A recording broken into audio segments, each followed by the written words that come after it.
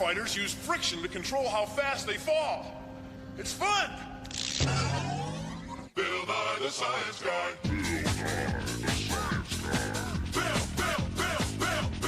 Build by the science guy. Science rules. Build by the science guy. Inertia is a property of matter. Build.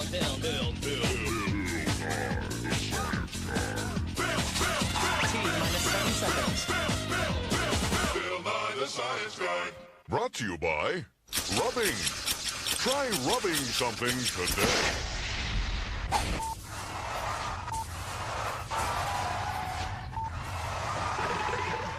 Almost slipped and fell there. See, it's friction that makes your feet stick to the floor. And it's friction that makes your fingers stick to these buttons. And when we make friction smaller, we can make the door slide open easily in its track. Slide open easily in its track. Yeah. See, friction is the force we feel whenever things are rubbing on each other. It's friction that makes this wooden box sort of stick to this table, so it's hard to push, but then it gets easy when it's rolling on these hard metal rollers. It's friction that lets you stand like this, see? My feet are sticking to the floor. If my feet weren't sticking to the floor so well, I couldn't do this. Phew. Take a look at this. It's our friction ramp of science. It's a little bit tilted, see? Now up here is a triangular weight. So gravity is pulling it straight down, but it's not sliding down the ramp. What's holding it there is the force of friction pushing this way. Now watch what happens when we make the ramp steeper. The weight's the same, but the force between the ramp and the weight gets smaller and smaller. And then it slides downhill. It slides downhill. See, the harder things are rubbing together, the more friction there is. Now watch what happens when I push it back. I'll do it a few times.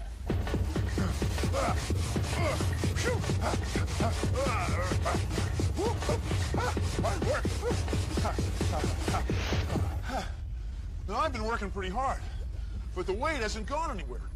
What happened to all that energy, all that work I did? Well, if you feel the ramp, it's a little bit warm. Friction turned that work into heat. It happens every time. See, friction is everywhere. Friction is what slows your comb down as you pull it through your hair. Friction is what keeps your bicycle from sliding out from under you as you go around a corner.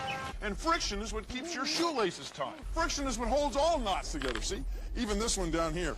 No, not that one, Bill. I can do it. It's time for Science Friction Theater. Fools! They laughed at me. All because I resisted the idea of resistance. But now they'll pay. I've devised an experiment that will beat friction. But, Dr. Dimitov, nothing can beat friction. It slows down moving things and changes motion energy into heat. Shut up, you fool. That's true on Earth, but in space, there is no friction. Actually, there is a bit of friction, some gas molecules and gravity. Really? Yes. I didn't know that. Well, just the same.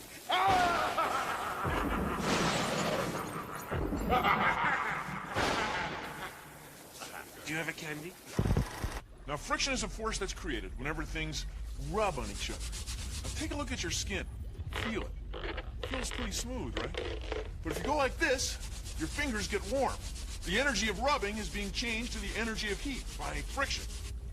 Look at your fingerprints up close. See those rough ridges? It's your fingerprints that let you hold on to smooth things or pick up small, slippery things like coins. In fact, the edges of coins have roughness on them, too, for the same reason you have fingerprints. Isn't that cool? Oh, I'll get that. Come on. So it's friction and fingerprints that make your fingers get warm when you rub them together. Ah, it's heat, see?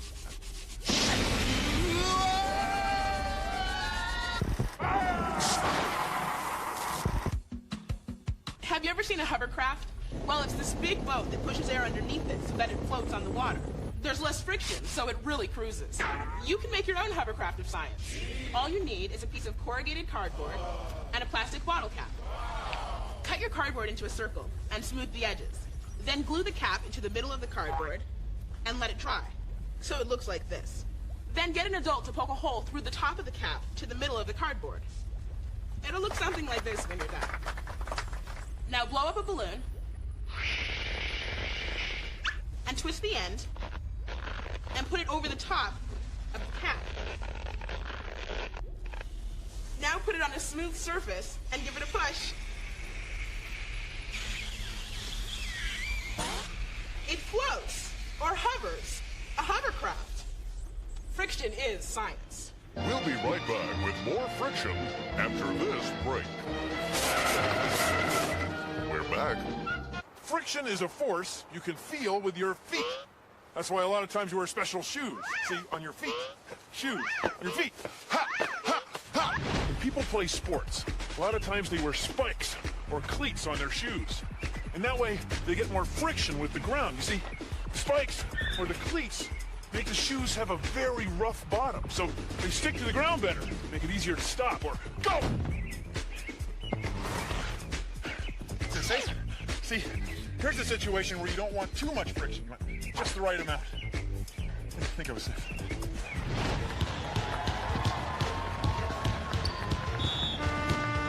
See, basketball shoes are made of rubber. And rubber has a lot of friction when it's going against hardwood. It's friction that lets you do stuff like this.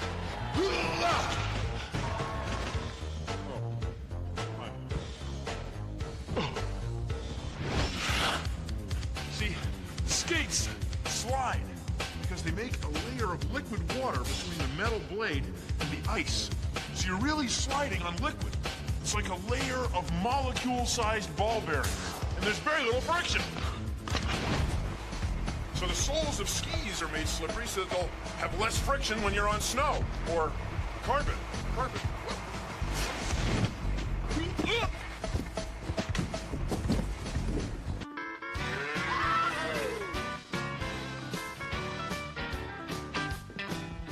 Your leather shoes help you control friction on the dance floor. They're smooth, but they stick just a little. Yeah, I'm ready. Let's do it.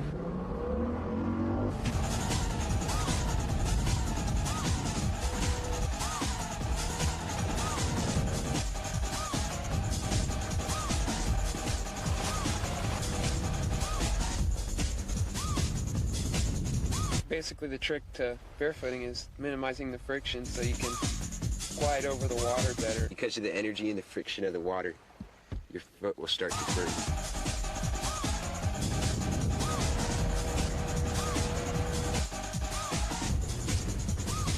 The fall face first hurts a lot.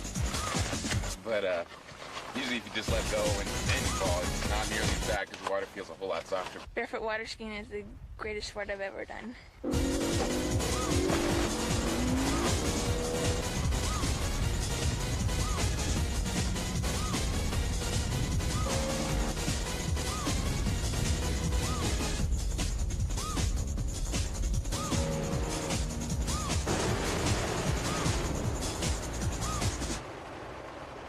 This is a fire stick. It uses friction to get things hot.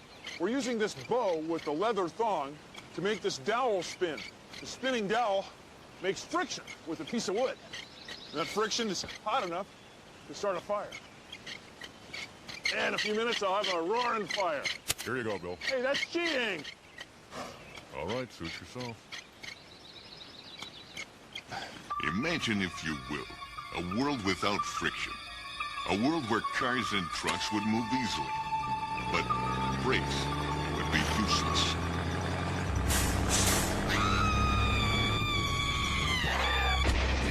A world without friction would be dangerous.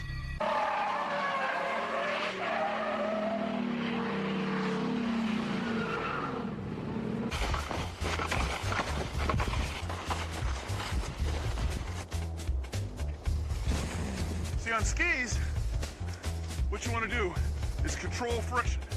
The bottom of the ski, the sole of the ski, is smooth and slippery. As it slides over the snow, a thin layer of water forms, and that's what lets it scoot along. Okay.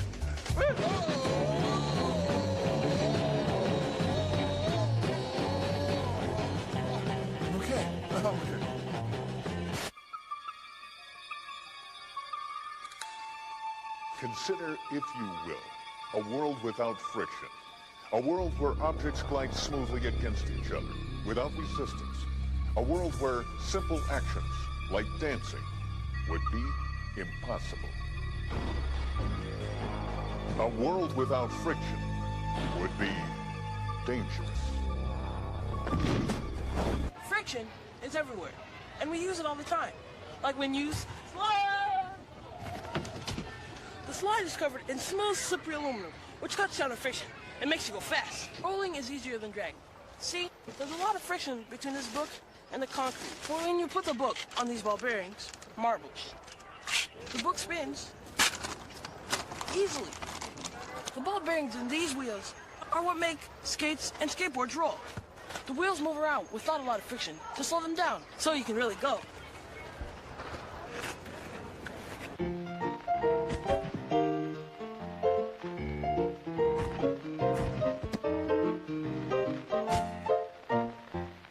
We'll be right back with more friction after this break. When you need to stop, put your foot to the floor and try some brakes today.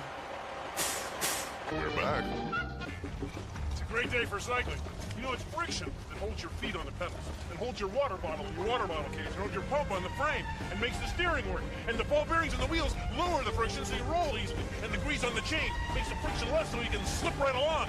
Friction holds the tape on the handlebars, in your gloves, on your hands, and your helmet on your head. There's got to be one more. Oh yeah, brakes. Hey, that counts. Bill. Hey. First time out, Jacob. The friction gives you traction so you can stay on the track and around the turn.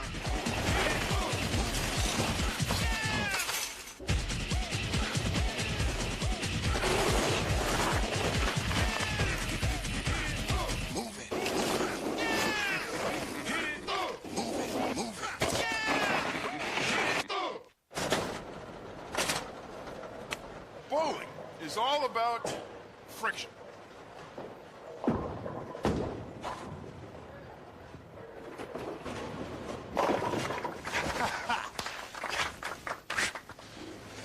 See, even though the bowling alley is smooth and the bowling ball is smooth, there's still friction. They're still sticking together. You can see it if you push a bowling ball like this. See how it sticks? That's because it's sliding on the floor. But since a bowling ball is round and it's sticking to the floor, when you push it, it starts to roll. It's not sliding, and that lowers the friction. Just imagine bowling with something that wasn't round, something that didn't roll, like a square bowling ball. Mr. Nye, choosing his lucky ball, and here he goes.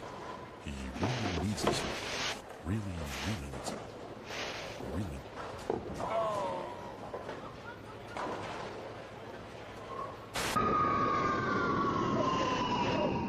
To get something as big and heavy as a train moving, we use friction.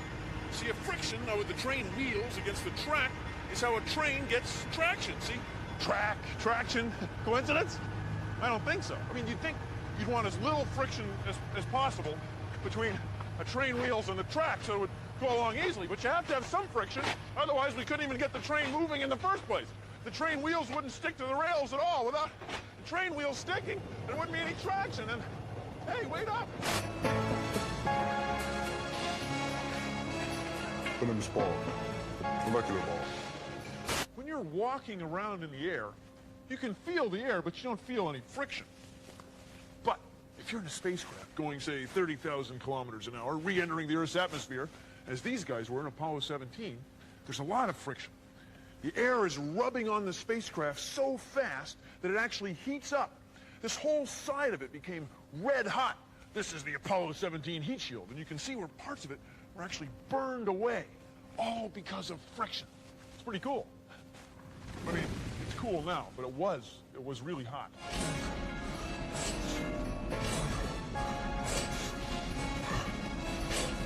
You expect me to talk, friction finger? No, Mr. Bond. I expect you to burn.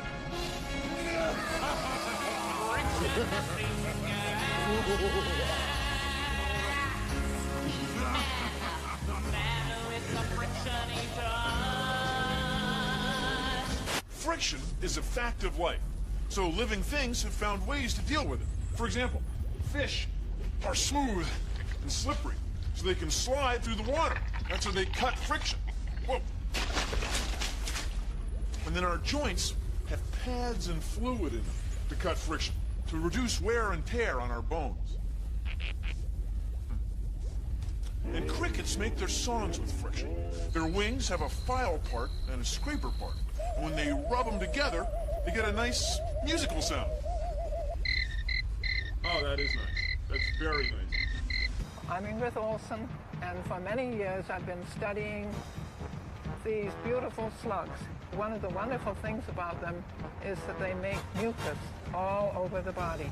This mucus not only serves to attach the slug to my finger or to anything else it's walking on, but it also reduces the friction between the animal's body and the ground. But if you were to try to crawl along the ground and you didn't have any mucus put out between you and the ground, you would probably find it very uncomfortable and it might scrape your arms and legs. You'd be much better off if you could put out a layer of mucus the way the slug does. Mucus is remarkable because it's both sticky and slippery at the same time. If it wasn't slippery, the slug couldn't move. But without friction, the slug would fall right off this glass plate. Slugs, they're science. They use friction. They're cool. This is a wind tunnel. It's where scientists measure the friction from thin air. See, when air molecules bump into things like airplanes, they have friction. That's why airplanes have such smooth shapes, to reduce drag. You ready? This is a model of a supersonic plane that may be flying one day. It's very important to make the air flow over it smoothly, because the less smooth the flow, well, the more energy, the more fuel we're going to need to make it go where we want it to go. Isn't that cool? Fish travel through water.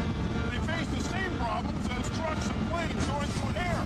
They want to collect friction, so if we can make trucks shaped like fish, boy, then we really have something. See, we got enough less drag. The air flows over the fish, and it comes to that, it doesn't spin or swirl or tumble. It's much better that way. Try this friction experiment. Poke a hole through the end of a box. Then thread a balloon through the hole, so it'll look like this. Then get some straws and make a pathway. It'll look something like that. Now blow up the balloon and twist the end so that it's really tight. Now put the balloon and the box on the straws and let it go. The straws reduce the friction and act like rollers so the box moves. It's boss. Try it.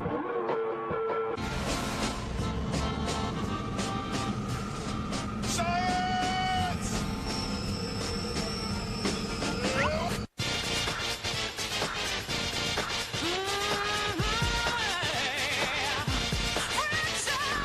Listen to my voice and to my careful diction. Gonna tell you about a force that we call friction. It appears when one thing rubs against another, like a comb across the head of your older brother. It slows down things that might be moving fast. It works in any solid liquid or gas. When things touch, when things meet, friction happens, makes some heat.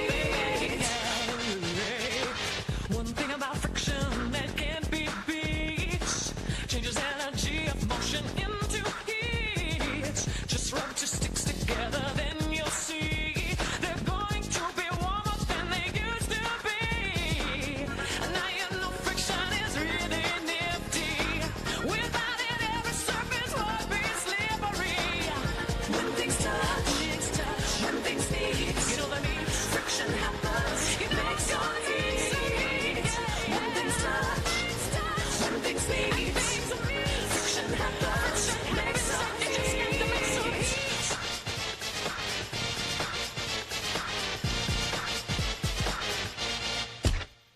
Well, that's our show. Thanks for watching. If you'll excuse me, I've got some elastomeric tractive effort to induce. Hey, find them, don't grind them. Ah, yeah, it's friction. Oh, yeah, there it is. Oh, yeah. See ya. Produced in association with the National Science Foundation. See, skates. slide, as shown. A world without friction would be dangerous.